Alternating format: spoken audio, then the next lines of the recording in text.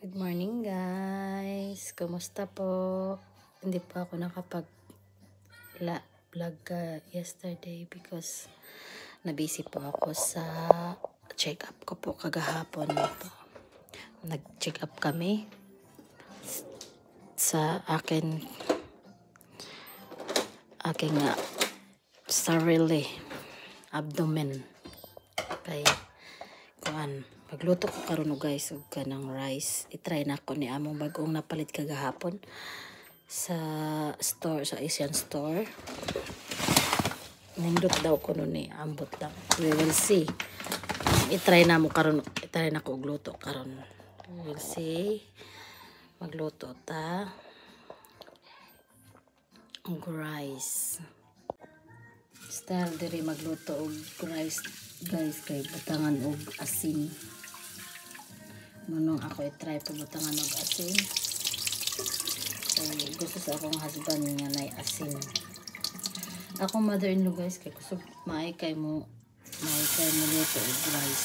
Kanang naa siya style nga lahi ang style sa iyang pagluto sa rice na lami ba yapod siya. Nanan ko ka mo siya. Ibutangan la og oil. Ibutangan oil. We'll see guys. Ang unsa ni kanindot ning rice karon.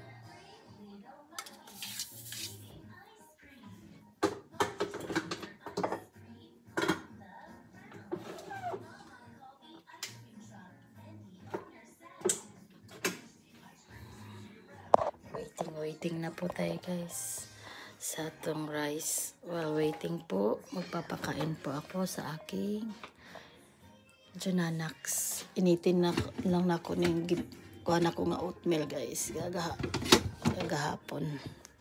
Tara niya. Na mga unta ninyo. Mga unta ninyo guys. We have oatmeal and banana. Oatmeal and banana again. Mauni akong breakfast every day.